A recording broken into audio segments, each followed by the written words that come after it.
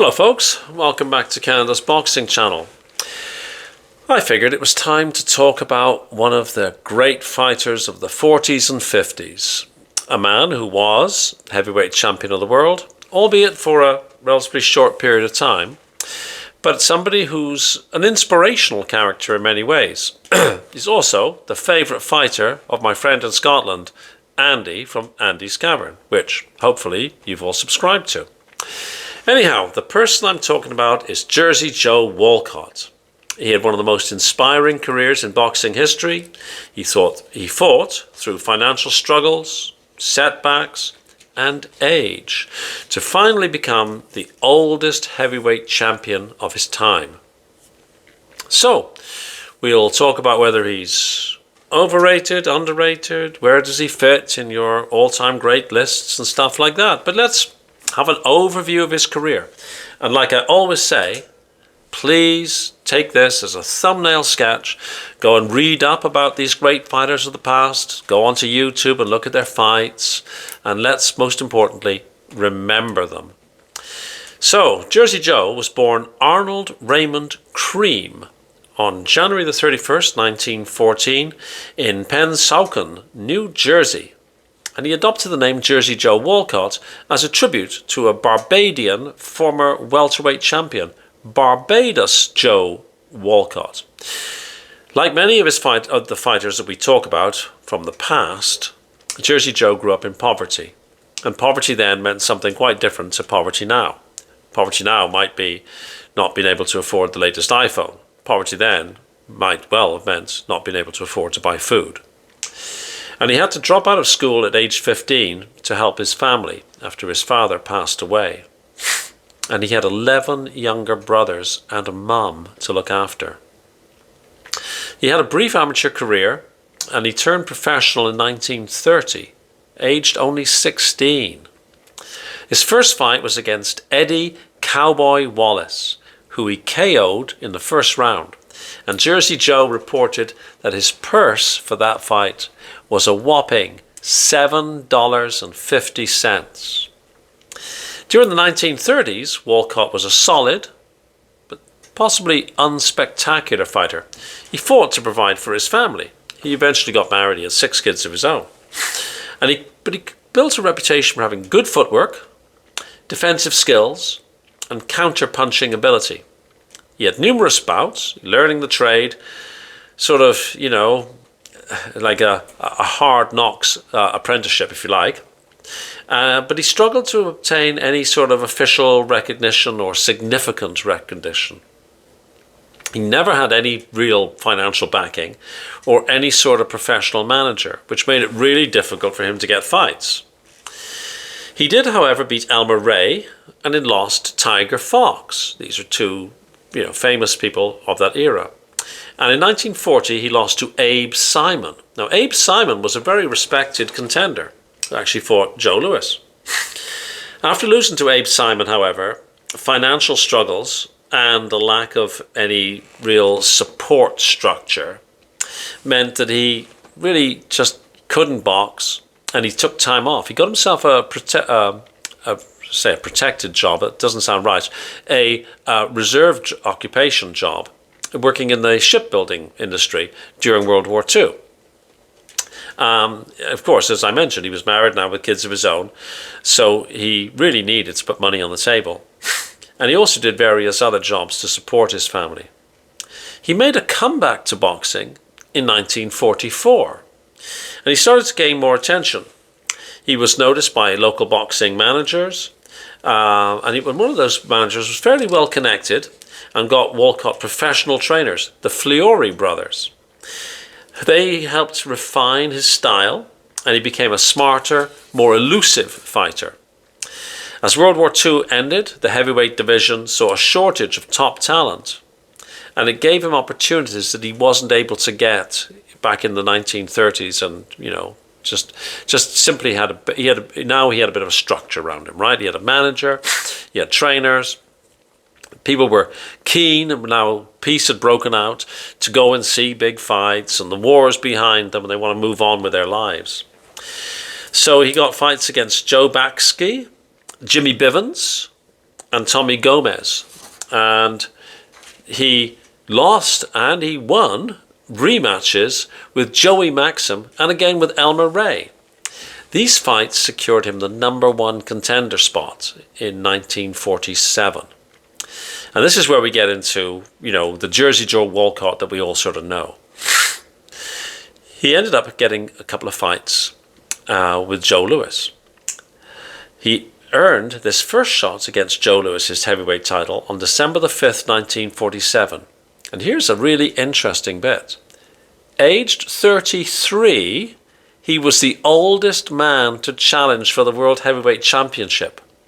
Now we look at somebody who's 33 and say, no, they're just coming into it, but people age differently, right?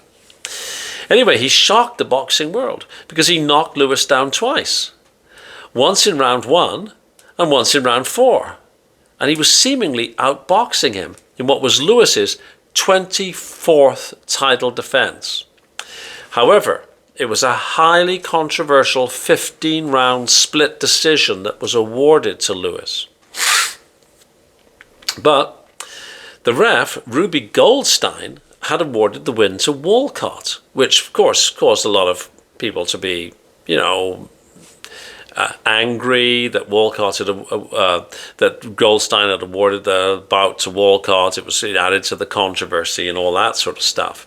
But in a gesture of sportsmanship, Louis said, "I know Ruby," and he calls them as he sees them, and that should be good enough for anybody. So the world heavyweight champion putting oil on the water, calming everything down. A rematch took place on June the 25th, 1948, and though Walcott fought well, he dropped Louis in the 3rd round, but Louis recovered and knocked Walcott out in the 11th round. Now that was Joe Louis's 25th title defense. We think about that, right? That's just incredible, right? And Joe Louis retired after this fight. Incidentally, it was the very first boxing, I think it was their very first sporting event that was ever televised on closed circuit television. It would have been a perfect ending for Joe Louis's career had Joe Louis stayed retired, of course. And while we think of Joe Louis very, very, very highly in our all-time great lists, I think if he'd stayed retired with 25 successful title defenses, if he'd never come back and lost to Ezzard Charles, if he'd never come back and lost to Rocky Marciano, we might well be saying that Joe Louis was the greatest ever, and there wouldn't be much discussion about it. But because he came back, many people remember Joe Louis for getting beaten by Rocky, and it sort of taints it a little bit. Anyhow, I digress. But hey, sorry. So after Joe Louis retired, Walcott fought Ezzard Charles for the vacant NBA heavyweight title on June the 22nd, 1949, but lost a decision.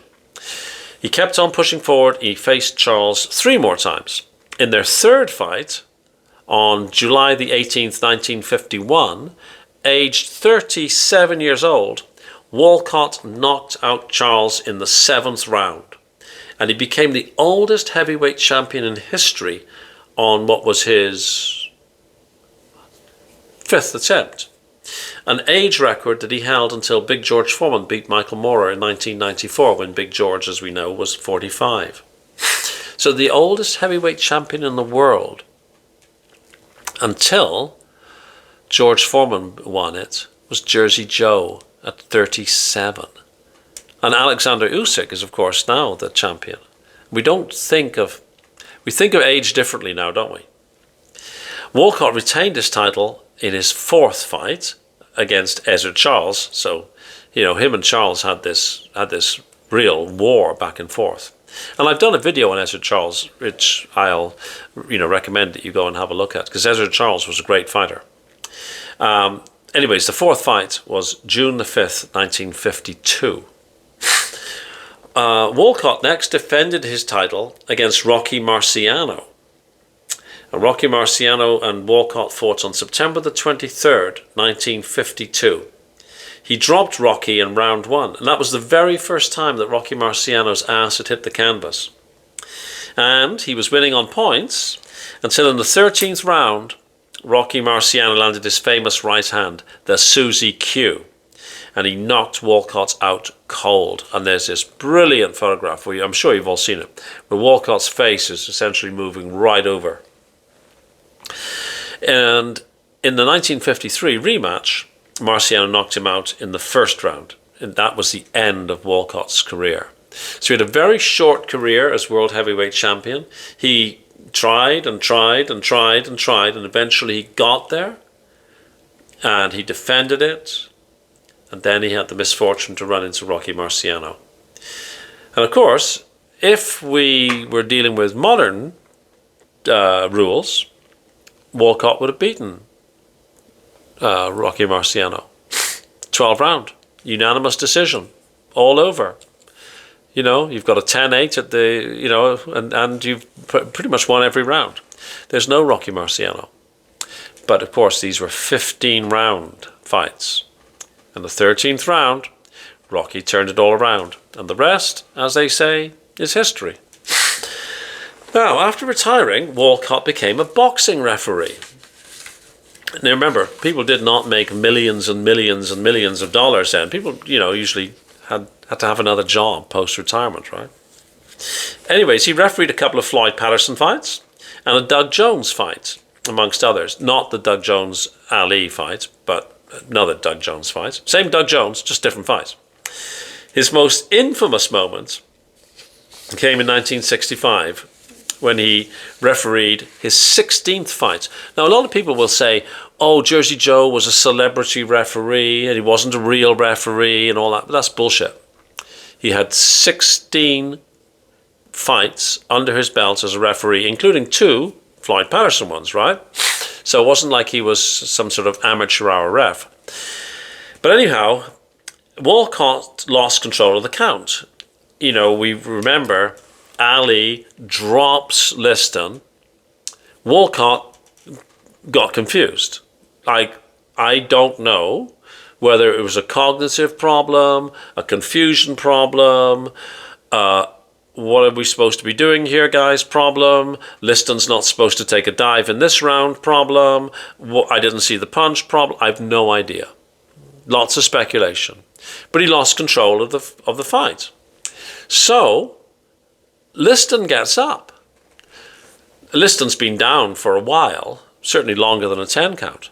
But Liston gets up. Liston's ready to go again. And the timekeeper is calling Walcott over. Hey, you know, it's all over. The fight's over.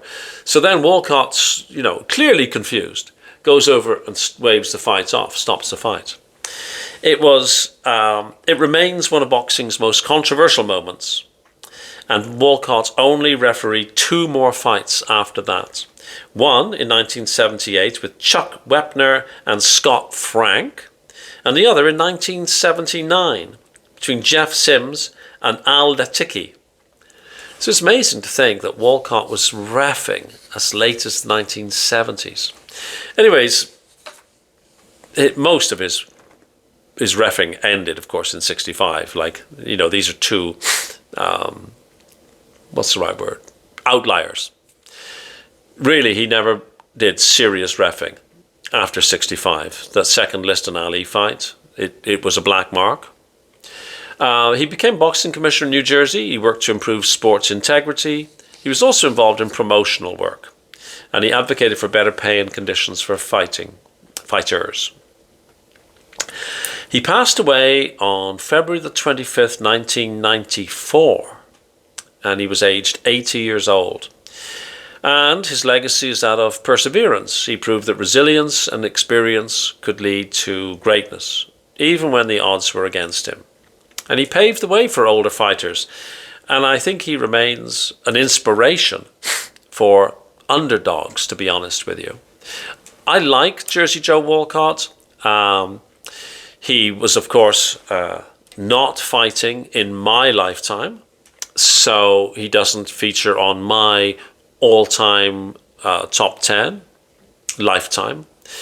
And he doesn't have a place at the table on my all-time top 10. And that's a really, really hard top 10 to break into, if you think about it. You know, it's a video that I mean to do. Not just my lifetime all-time top 10, but all-time top 10. And people sort of say, oh, well, you know, and they insert the name of a modern fighter. It doesn't matter who you pick. And then ask yourself the question, well, you've only got 10 seats at the table. Who do you kick off, right? So, anyhow, Jersey Joe does not make my list of all-time top 10 fighters. He was maybe not a great fighter, a very, very good fighter. He had the misfortune of getting what many people thought was a bum decision against Joe Louis, but in order to be the champ, you got to beat the champ, right? And so if there's doubt, it's understandable that it would be given to Joe Louis. And he had the greater misfortune of running into Rocky Marciano's Susie Q. You know, he could have beaten Louis, and he could have beaten Rocky. He was certainly a very, very, very good fighter. He ended up with a record of 49 wins and 20 losses, and about 60-something% of his wins were inside the distance. I think it's a struggle to say a great fighter.